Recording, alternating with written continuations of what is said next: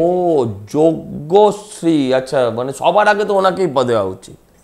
আচ্ছা আচ্ছা, যোগ্যতার স্ত্রীকে মানে যোগ্যশ্রী বলছেন, আচ্ছা যোগ্য লোক, আচ্ছা আচ্ছা। আমি প্রথম আপনাকে বলি যে যদি কেউ গরিব হয়, গরিবের জ্বালা বুঝে থাকে, সে তো আরেকটা গরিবের প্রতি সহানুভূতিশীল হবে, তাই না? উনি মটরমালা হার বিক্রি করেছিলেন বলে আজকে যে উনি সারা রাজ্যের গরিব মায়ের বোনের গলা থেকে মঙ্গলসূত্র অব্দি ধরে টানাটানি করবেন, এটা তো ঠিক কথা না। যদি গরিবের দারিদ্রতা দেখে থাকেন, উনি যদি ফেস করে থাকেন জীবনে, তাহলে তো আরেকটা গরিব মানুষের প্রতি তার সিম্পাথি থাকা উচিত। আপনার দলের নেতারা কোটি কোটি টাকা নিয়ে চাকরি বেচল, আপনি তাদের সমর্থন করলেন। যাদের এই বেআইনি চাকরিটা হলো তারাও গরিব ঘরেরই, তারাও কেউ কেষ্টর মেয়ে নয়, তারা সবাই অঙ্কিতা অধিকারী নয়, তারা সবাই মমতা ব্যানার্জির এক ভাইজি আছে তার সে নয়। বেশিরভাগই গরিব মানুষ, হয়তো ফেল করা, কিন্তু তাদের এই যে টাকার প্রলোভন, যে টাকা হলে চাকরিটা হয়ে যাবে, তুমি ফেল হলেই বা কি হয়েছে, এইটা শেখালো যে সেটা তো মমতা ব্যানার্জি এবং তার দল, আর মমতা ব্যানার্জি তাদের ওই সমর্থন করছে। গরিবের পেটের চাল মেরে দিচ্ছে যে বালু,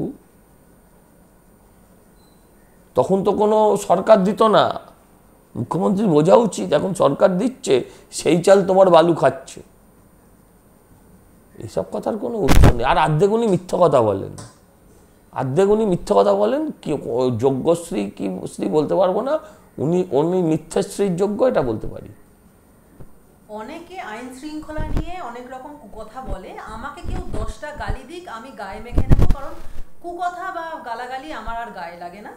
কিন্তু বাংলাকে গালি দিলে আমার গায়ে লাগবে, বাংলাকে কেউ নিচু করলে আমার আপত্তি আছে। ভারতের মধ্যে শ্রীরামপুর থানা বেস্ট থানা ঘোষিত হয়েছে এবং কলকাতা বেস্ট সিটি।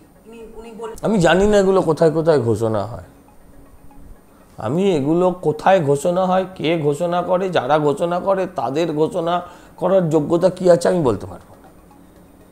কলকাতাকে বেস্ট সিটি কোথায় ঘোষণা করা হয়েছে দেখান আপনি। মানে এগুলো তো কোনো না কোনো গভর্নমেন্ট ওয়েবসাইটে পাওয়া যাবে, তাহলে আপনি একটা ওয়েবসাইট খুঁজে বার করে দেখান। এগুলো পুরোটাই মিথ্যেশ্রী।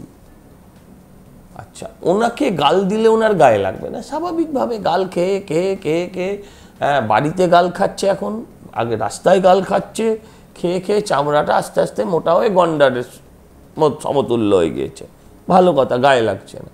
কিন্তু আমি প্রশ্ন করি, উনি বাংলাকে ছোট করলে ওনার ভীষণ গায়ে লাগে। আচ্ছা বলুন তো, বাংলাকে ছোট কে করেছে? বাংলা সেদিন ছোট হয় না যেদিন আপনি মোয়াজ্জেম ভাতা, মৌলানা ভাতা, মোয়াজ্জেম ভাতা, যেদিন আপনি ওই ইমাম ভাতার নাম করে হিন্দু মুসলমান আলাদা করেন, পরে ব্যালেন্স করতে গিয়ে আবার পুরোহিত ভাতা দেন, দুর্গা পুজোয় ভাতা দেন। বাংলা সেদিন ছোট হয় না যেদিন ছেলেমেয়েরা বছরের পর বছর রাস্তায় বসে থাকে। বাংলা সেদিন ছোট হয় না যখন রাস্তায় বসে থাকা প্রতিবাদী মেয়েরা নিজেদের চুল কামায়। বাংলা সেদিন ছোট হয় না যখন আপনার বাড়িতে আপনার ভাইপোকে ইডি সিবিআই ডেকে পাঠায়। আর বাংলা সেদিন ছোট হয় না যেদিন আপনার ভাইপোর সম্পত্তি ক্রোক হয়। বাংলা সেদিন ছোট হয় না যেদিন রবীন্দ্রনাথের গান চুরি করে আপনি রাজ্য সঙ্গীত তৈরি করেন। বাংলা সেদিন ছোট হয় না মুখ্যমন্ত্রী আপনি যখন এপাং ওপাং ঝপাং কবিতা লেখেন। বাংলা সেদিন ছোট হয় না যখন আপনি টাটাকে তাড়িয়ে দেন। বাংলা সেদিন ছোট হয় না যখন আপনি বিধানসভায় ভাঙচুর করেন। কত বলবো, কত। বাংলা সেদিন ছোট হয় না যখন মায়েদের বোনেদের ধর্ষণ হলে আপনি বলেন স্বাভাবিক ঘটনা।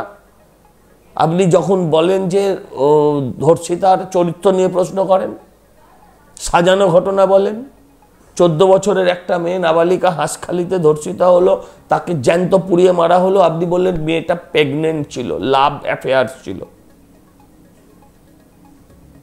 বাংলা সেদিন লজ্জিত হয়নি?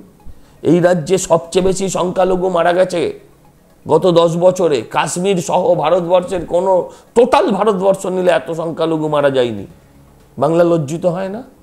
যখন আপনি বলেন নজরুল ইসলাম মহাভারত লিখেছে, বাংলা লজ্জিত হয় না? যখন আপনি একাডেমি পুরস্কার পান তখন বাংলা লজ্জিত হয় না? এসব কথার কোনো উত্তর নেই। তিনি বলছেন আমাদের রাজ্য নাকি দেশের মধ্যে এডুকেশন সেক্টরে সেরার শিরোপা পেয়েছে, স্কট অ্যাওয়ার্ড পেয়েছে। তিনি কি বলবেন? এবং স্কট অ্যাওয়ার্ড আপনি আপনার ঠাকুরদা মানে বাপের জন্মে কেউ আমরা শুনেছি? স্কট অ্যাওয়ার্ড কে দিয়েছে ভাই? স্কট অ্যাওয়ার্ড পাওয়াই তো উচিত, শিরোপাই পাওয়া উচিত। 8,000 স্কুল তুলেছে একজন মুখ্যমন্ত্রী, 8,000 স্কুল তুলেছে। হ্যাঁ, ওই গাজী মাহমুদরা যেভাবে মানুষ খুন করেছে, উনি সেইভাবে শিক্ষাকে খুন করেছেন। 8,000 স্কুল একজন মুখ্যমন্ত্রী তুলেছে।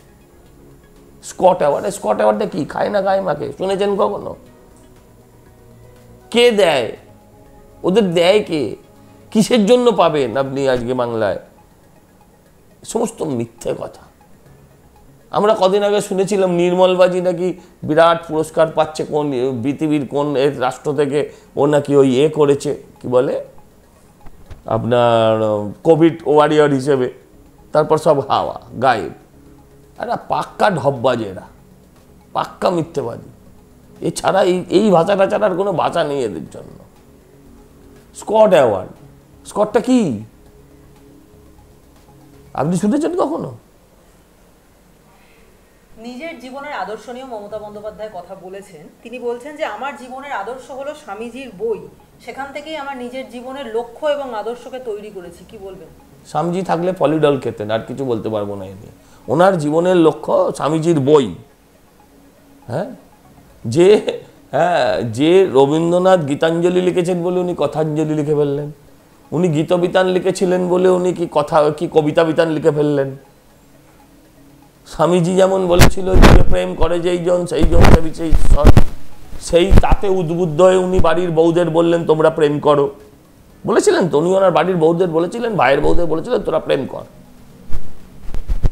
আলোকবর্তিকা নামের তার একটি বই রয়েছে, সেটা তিনি লিখেছেন যে বাংলায় ঘুরে বেরিয়ে তিনি যখন যা দেখতে পেয়েছেন, যা তার চোখে পড়েছে, তাকে তিনি কবিতা এবং গদ্যের আকারে লিখেছেন।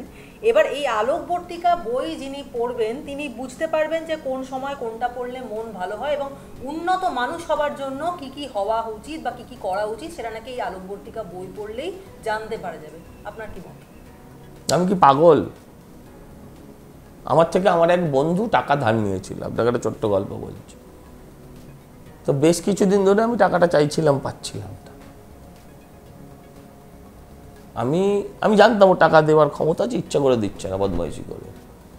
আমি ওনার ওই এপাং ওপাং ঝপাং যে কবিতার বইটা, ওইটা আমি নিয়ে এসে ওনাকে, এই ছেলেটাকে ধরে বললাম তোকে টাকা দিতে হবে না, তুই বইটা প্রথম থেকে শেষ অবধি পড়ে আমায় শোনা। 3-4 পাতা পড়ার পর বলল ভাই আমাকে আধ ঘন্টা সময় দে, আমি ব্যাংকে যাচ্ছি, টাকা তুলে এনে দিয়ে যাচ্ছি।